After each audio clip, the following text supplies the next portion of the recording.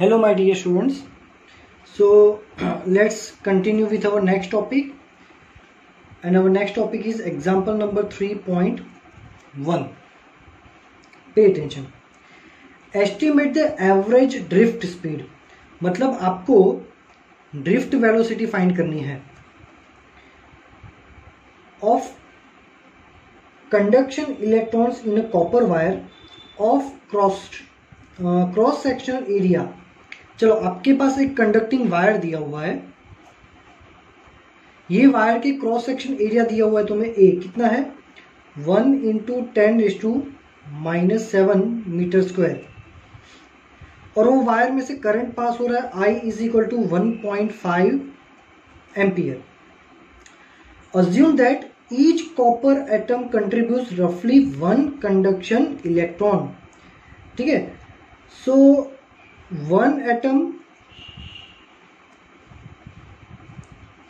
provides 1 conducting electron, मतलब 1 free electron. आपको दिया है डेंसिटी. सो डेंसिटी को हम ये केस में लिखेंगे D. ठीक है, तो डेंसिटी दिया हुआ है तुमको 9 × 10⁻³ किलोग्राम पर metre cube, and its atomic mass AM is given by 63.5 unit, मतलब 63.5 × 10⁻³ किलोग्राम. ठीक है, ये यूनिट मतलब ग्राम में है, उसको हमने किलोग्राम में कन्वर्ट किया. Compare the drift speed obtain above with. ये सारे डेटा को यूज करके देखो कि ये कंडक्टर में कितनी ड्रिफ्ट स्पीड होगी. सो हमने प्रीवियस लेक्चर में एक रिलेशन देखा था, relation between current density J and drift velocity VD. J और VD के बीच में एक रिलेशन देखा था, J = NE/VD. Now use J = I/A. ये फॉर्मूला भी हमने प्रीवियस लेक्चर में देखा था. J की जगह पे रखो I/A. सो I/A = NE/VD. चलो, अब हमें VD फाइंड करना है. सो VD को सब्जेक्ट बनाओ तो क्या हो जाएगा I/A/NE. तो हमारे पास करंट है, यस हमारे पास करंट की वैल्यू दे रखी है. हमारे पास क्रॉस सेक्शन एरिया है, हाँ क्रॉस सेक्शन एरिया दे रखा है. E की वैल्यू में पता है 1.6 × 10⁻⁻19, पर N हमारे पास नहीं है, है ना. हमारे पास क्या नहीं है, N नहीं है. और N क्या होता है, तो मैं यहां पे लिखता हूं कि हमारे पास N नहीं है. N is a number density of free electron. Previous lecture में हमने देखा था N क्या होता है, number density of free electrons, मतलब number of free electrons in unit volume. ये नहीं है, ये हमें फाइंड करना है कि यूनिट वॉल्यूम में कितने नंबर ऑफ फ्री इलेक्ट्रॉन्स है, उसकी वैल्यू फाइंड करो. वो वैल्यू अगर इसमें रख दोगे तो बात खत्म, सॉल्व हो जाएगा. बट ये वैल्यू फाइंड करना इतना इजी नहीं है. कैसे फाइंड करेंगे, तो डेंसिटी का यूज करेंगे. सो मैं फॉर्मूला दे रखा है कि डेंसिटी D = 9 × 10⁻³. पर डेंसिटी का फॉर्मूला क्या होता है, डेंसिटी = मास बाय वॉल्यूम. शायद केमिस्ट्री में आपने पढ़ा होगा, और ये तो बेसिक है, 11th में भी कहीं ना कहीं तो आया ही होगा. फॉर्मूला है डेंसिटी = मास बाय वॉल्यूम. अब ये फॉर्मूला का एक्चुअल मीनिंग क्या होता है, ये फॉर्मूला का मीनिंग होता है कि 1 मीटर क्यूब में 9 × 10⁻³ किलोग्राम का मास है. इसका मीनिंग ये होता है इतने किलोग्राम पर 1 मीटर क्यूब, मतलब 1 मीटर क्यूब में इतने किलोग्राम है. ठीक है, मतलब हमारा जो वॉल्यूम है वो कितना है 1 मीटर क्यूब.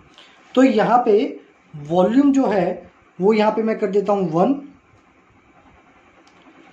और वो 1 मीटर क्यूब वॉल्यूम में कितना मास है 9 × 10⁻³ सो 9 इंटू 10⁻3। तो डेंसिटी D मुझे डायरेक्टली मिल गया। कितना मिल गया? डेंसिटी मिली मुझे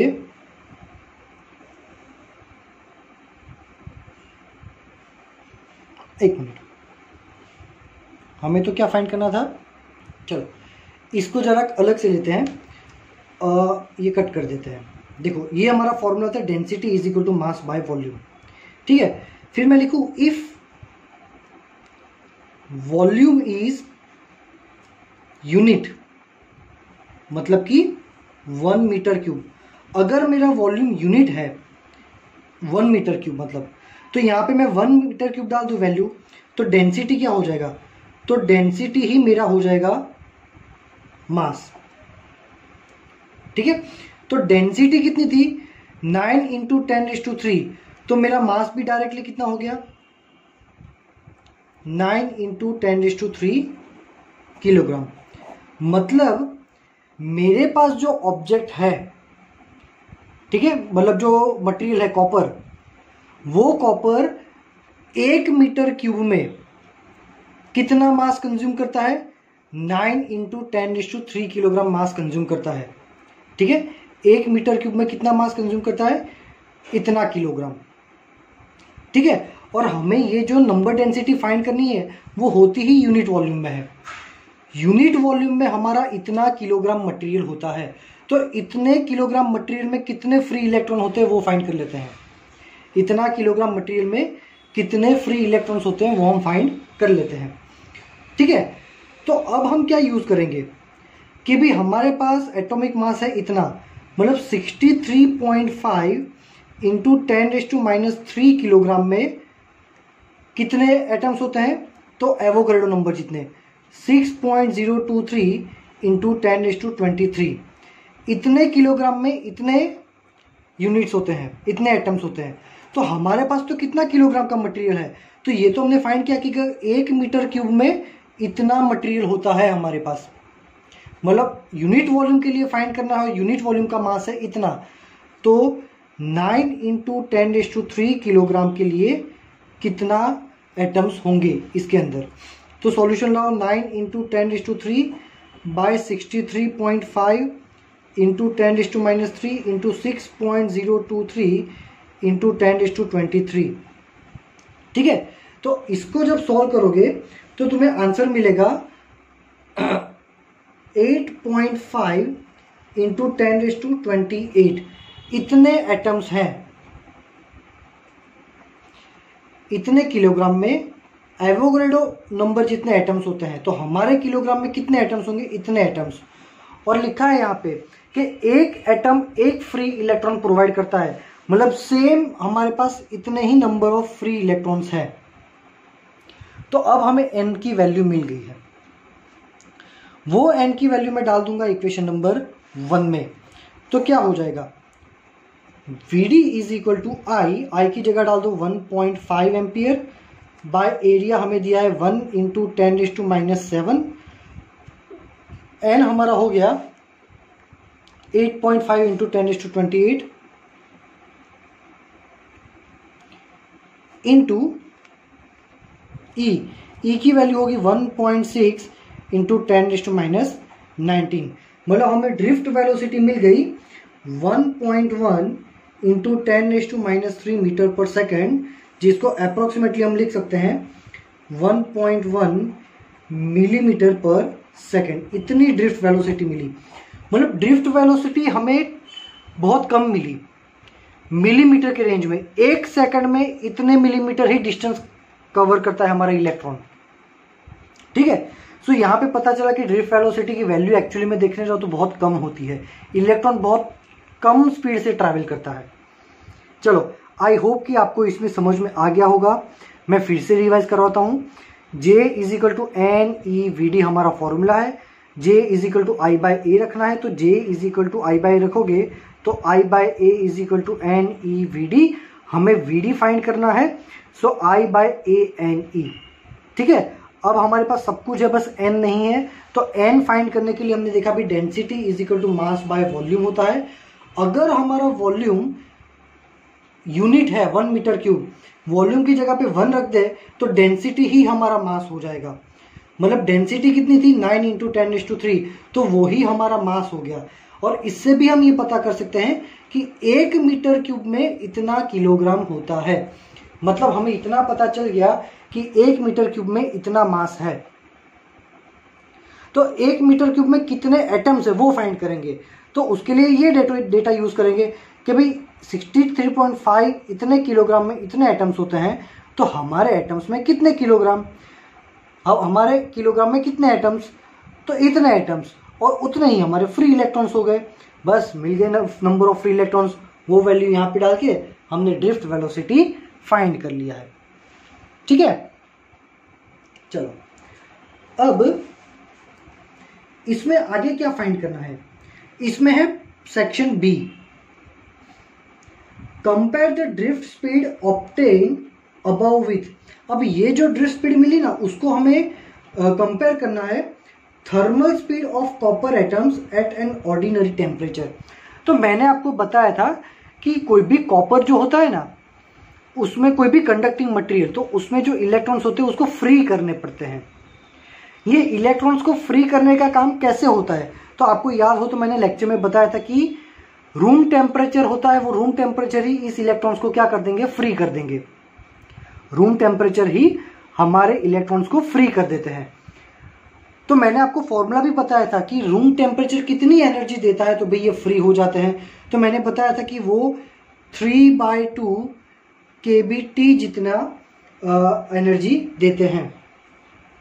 ठीक है, सो यहां पे ये जो एनर्जी देते हैं वो एनर्जी इलेक्ट्रॉन्स को मिलेगी काइनेटिक एनर्जी के टर्म में। तो फॉर्मूला बनेगा ये, इसमें से 2 कट हो जाएगा तो v² हो जाएगा 3 kBt/m। तो v इज इक्वल टू हो जाएगा √3 kBt/m। यहां पे 3 kBt और m की जब वैल्यूज रखोगे आप, तो ये ऑर्डिनरी टेम्परेचर में बोला है, तो सारे डेटा है ना आपको अज्यूम करने हैं कि भाई ऑर्डिनरी टेम्परेचर उन्होंने लिया है 300 केल्विन, मतलब 27 डिग्री। रूम का टेम्परेचर उन्होंने 27 डिग्री अज्यूम किया, उसको केल्विन में कन्वर्ट किया तो टेम्परेचर दिया है 300 केल्विन। सॉल्यूशन में आप बुक में देख पाओगे कि टेम्परेचर है 300 केल्विन, यहाँ पे बोल्ट्जमैन कांस्टेंट की वैल्यू डाल दी है, यहाँ पे मास की वैल्यू डाल दी है। सॉल्यूशन नहीं दिया है, आप भी नहीं करोगे तो चलेगा, डायरेक्टली आपको वैल्यू लिखनी है कि यहाँ पे आपको अब ये जो वेलोसिटी मिली वो मिलेगी 2 इंटू 10⁻²⁰ मीटर पर सेकेंड। मतलब रूम टेम्परेचर तो आपके इलेक्ट्रॉन को इतनी सारी वेलोसिटी देता है, 2 इंटू 10⁻² मतलब 200 मीटर पर सेकेंड, मतलब 1 सेकेंड में 200 मीटर ट्रैवल करे उतनी वेलोसिटी देता है हमारा रूम टेम्परेचर। पर इलेक्ट्रिक फील्ड जो है वो ड्रिफ्ट वेलोसिटी कितनी देता है, तो भाई 1 सेकेंड में 1.1 मिलीमीटर ही ट्रैवल करता है, उतनी ही देता है। मतलब ये बहुत कम है। कितनी कम है, 10⁻⁻5 टाइम्स कम है। सॉल्यूशन में दिया है कितना कम है, तो 10⁻⁻5 टाइम्स कम है। ठीक है, अब देखो, अब वही हमारी ड्रिफ्ट वेलोसिटी को एक और चीज के साथ कंपेयर करना है। भाई किसके साथ कंपेयर करना है, speed of propagation of electric field along the conductor which causes the drift motion. तो मैंने आपको बताया था कि भाई ड्रिफ्ट वेलोसिटी कैसे मिलती है, तो कंडक्टर के साथ अगर बैटरी कनेक्ट करो तो बैटरी क्या करेगा, कंडक्टर में इलेक्ट्रिक फील्ड जनरेट करेगा, और वो इलेक्ट्रिक फील्ड की वजह से फ्री इलेक्ट्रॉन पे फोर्स लगता है, वो फोर्स की वजह से वो मोशन करते हैं, और वो मोशन की जो वेलोसिटी है उसको ड्रिफ्ट वेलोसिटी बोलते हैं। प्रीवियस लेक्चर में देखा था।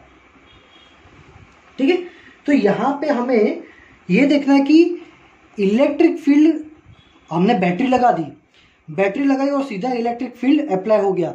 ये इलेक्ट्रिक फील्ड कितनी स्पीड से पूरे कंडक्टर में स्प्रेड हो जाएगा, ये हमें फाइंड करना है। Speed of propagation of electric field, electric field कितनी स्पीड से प्रोपोगेट होता है, कितनी स्पीड से पूरे कंडक्टर में चला जाता है।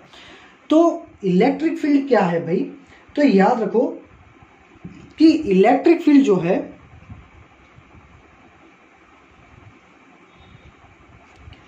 वो इलेक्ट्रोमैग्नेटिक वेव है। क्या है? इलेक्ट्रोमैग्नेटिक वेव है। इलेक्ट्रोमैग्नेटिक वेव क्या होती है भाई? इलेक्ट्रोमैग्नेटिक वेव मतलब हमारी लाइट। क्या होती है? हमारी लाइट। मतलब इलेक्ट्रिक फील्ड किसकी जितनी स्पीड से ट्रैवल करेगा भाई? वो लाइट की स्पीड से ही ट्रैवल करता है। मतलब उसकी स्पीड होगी 3 × 10⁸ मीटर पर सेकेंड। मतलब वो वेलोसिटी तो इससे भी बहुत ज्यादा है। मतलब इसकी और इसका कंपैरिजन करने जाओ तो ये हमारी ड्रिफ्ट वेलोसिटी 10⁻11 जितनी कम है।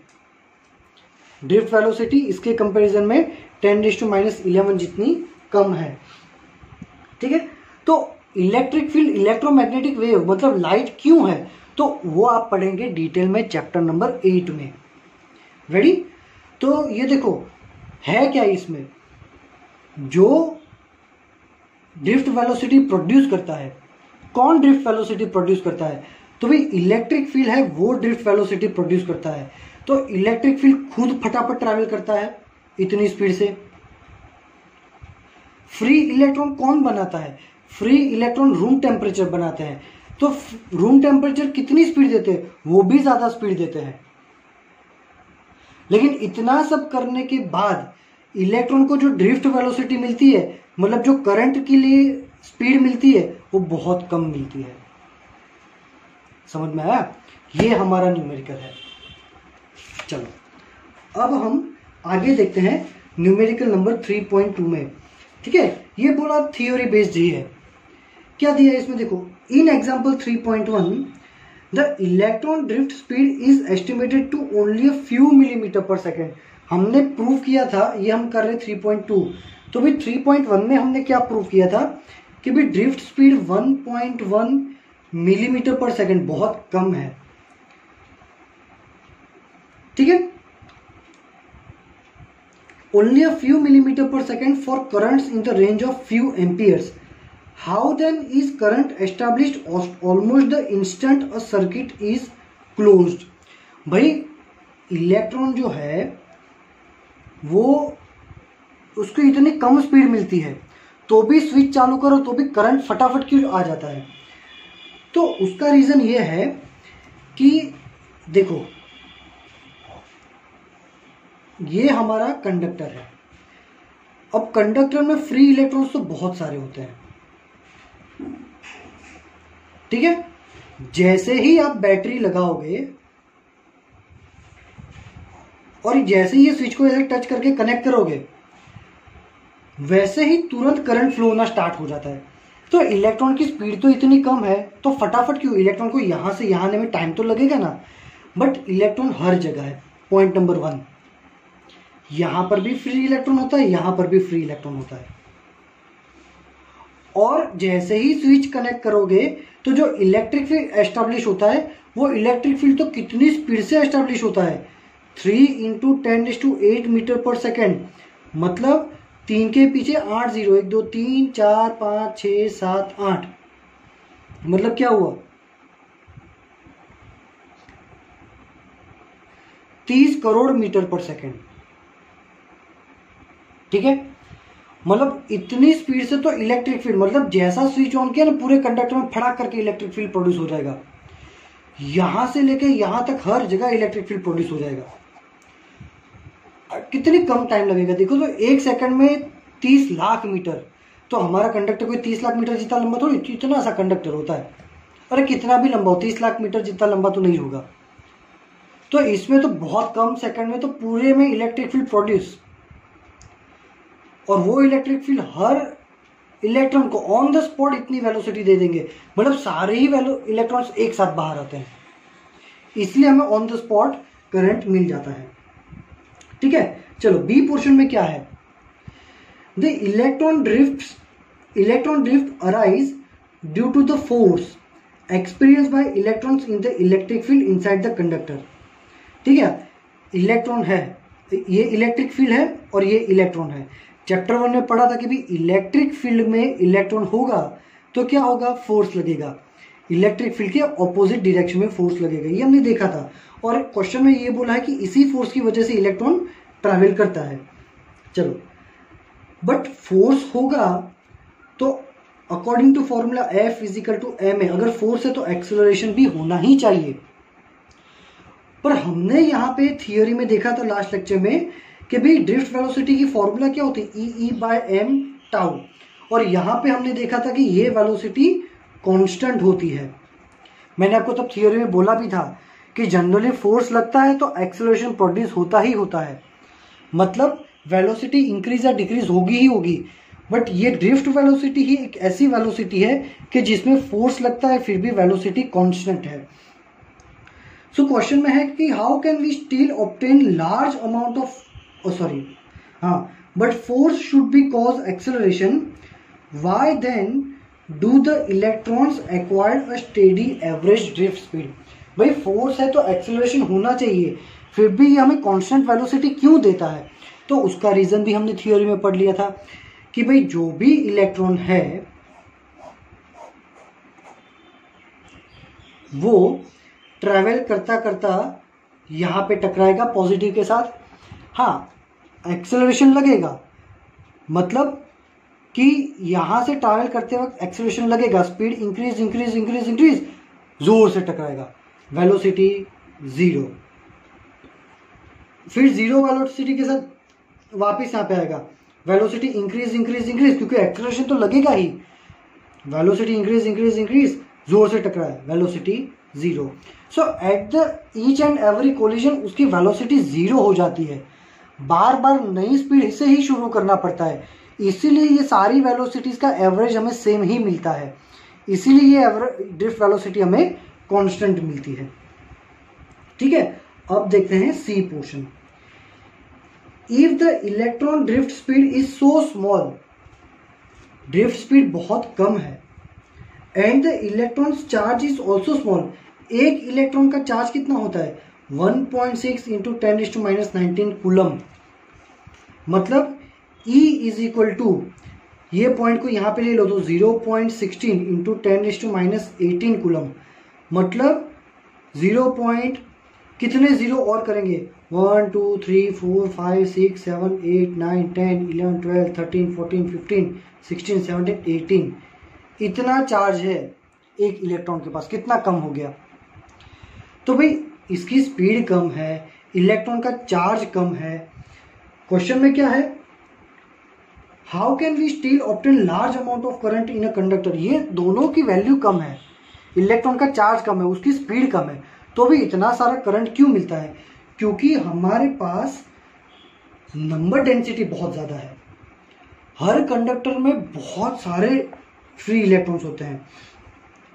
मतलब ऐसा मान लो कि सॉल्यूशन में दिया है कि एक नॉर्मल कंडक्टर की इलेक्ट्रॉन डेंसिटी क्या है 10⁻29 पर मीटर क्यूब, मतलब 1 मीटर क्यूब में इतने सारे इलेक्ट्रॉन होते हैं 10⁻29।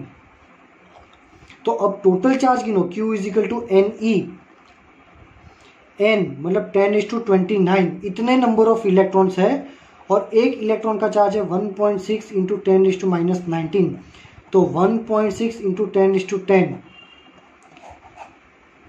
मतलब 1.6, पहले इसको कन्वर्ट कर दो तो 16 इंटू 10⁻9, मतलब 16 के बाद 9 0 3 4 5 6 7 8 9, इतना कूलम चार्ज है 1 मीटर क्यूब वाले कंडक्टर में।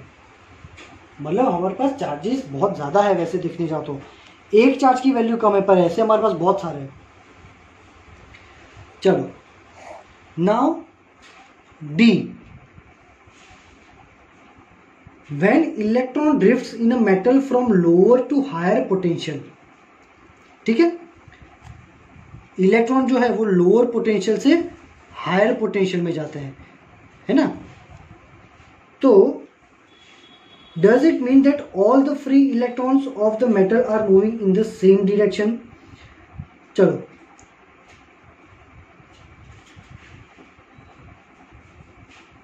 तो इसका आंसर आएगा कि नहीं, ऐसा नहीं होता, सारे इलेक्ट्रॉन्स ही ऐसा नहीं जाते, क्योंकि इलेक्ट्रॉन्स जो है वो रैंडम मोशन करते हैं, है ना। तो हो सकता है कि कुछ कुछ इलेक्ट्रॉन्स उल्टा भी जा रहे होंगे, उससे कोई वो नहीं है, पर मेजोरिटी ऐसे ही जाएंगे, क्योंकि यहाँ पे ना टकराने के बाद मोशन जो है रैंडम ही रहता है। चलो लास्ट है, are the path of the electron straight lines between successive collision in the absence of electric और in the presence of electric field. तो in the absence of electric field क्या होता है कि in the absence of electric field मतलब कोई force लगाने वाला ही नहीं है, फोर्स नहीं है तो एक्सेलरेशन नहीं है, मतलब हमारा पार्टिकल टकराने के बाद अगर ऐसे जा रहा है तो ऐसे जाता ही जाएगा, जाता ही जाएगा, जाता ही जाएगा, उसकी कोई डायरेक्शन ही चेंज नहीं करेगा, क्योंकि डायरेक्शन चेंज करने के लिए भी फोर्स चाहिए। तो in the absence of electric field,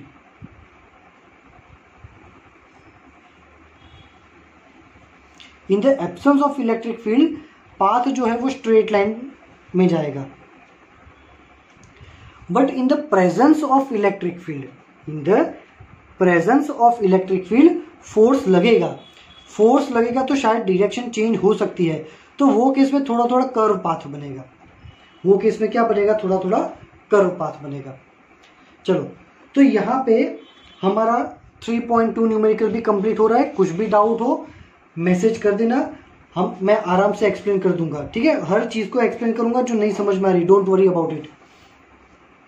चलो अब छोटा सा टॉपिक मोबिलिटी। चलो तो क्या है कि भाई मोबिलिटी क्या होता है, मोबिलिटी मतलब एक प्रॉपर्टी है। कैसी प्रॉपर्टी, मोबाइल प्रॉपर्टी। भी मोबाइल प्रॉपर्टी क्या होता है, जो चीज फ्रीली घूम फिर सकती है उसको मोबाइल बोलते हैं। इसलिए हमारा जो फोन है ना उसको तो एक्चुअली में बोलते हैं सेल फोन, बट वो फ्रीली घूम सकता है ना, इसलिए उसको मोबाइल बोलते हैं।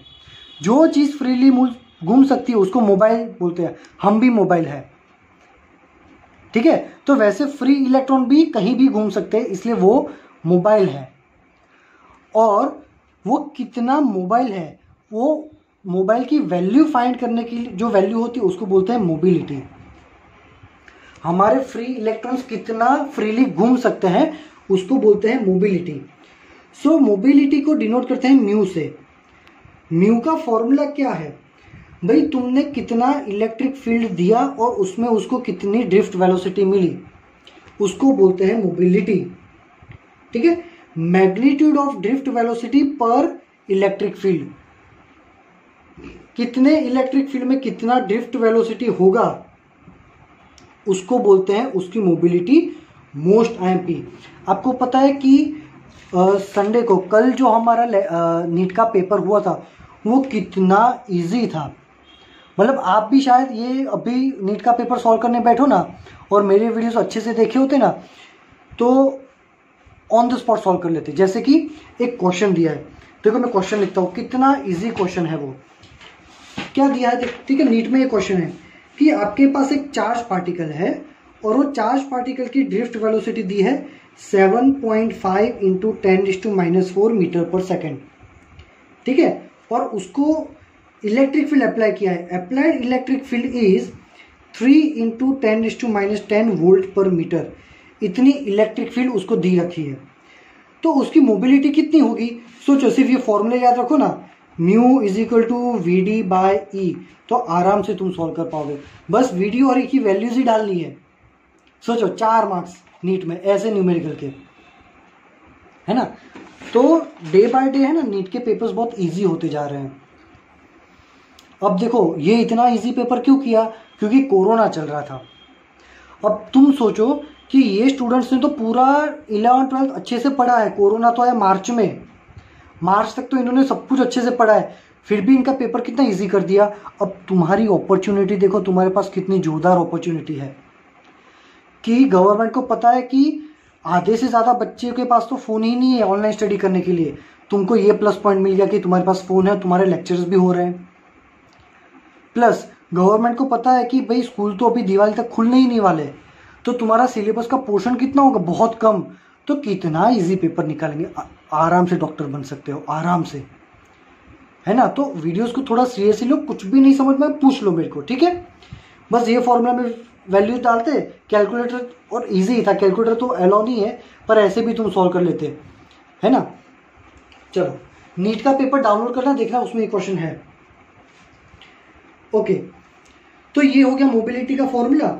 अब ड्रिफ्ट वेलोसिटी का फॉर्मूला हमने प्रीवियस लेक्चर में डिराइव किया था। ड्रिफ्ट वेलोसिटी क्या था? E/m tau. ये ड्रिफ्ट वेलोसिटी की वैल्यू डाल दो यहाँ पे, तो क्या हो जाएगा भाई? Mu is equal to E/m tau, और नीचे हमारा E as it is, E cut हो गया, तो हमें मोबिलिटी म्यू क्या मिला? E/m, खत्म।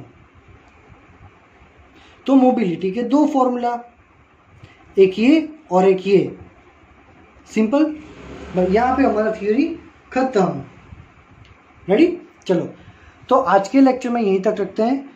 If you are having any doubt in the numerical और in the mobility theory, you can ask, don't hesitate. ऐसे वीडियोस देखना, सीरियसली लेना। आपका 12th है, हम लोग भी बहुत वरीड है आपके लिए, है ना। स्कूल स्टार्ट होगा तो डेफिनेटली बहुत अच्छे से सब कुछ समझ में आ जाएगा, पर तब तक फ्री नहीं बैठना है, पढ़ना है, ठीक है। और नहीं समझ में आया, व्हाट्सएप नंबर भी दिया, आराम से मैसेज कर देना, ठीक है। Thank you very much dear students.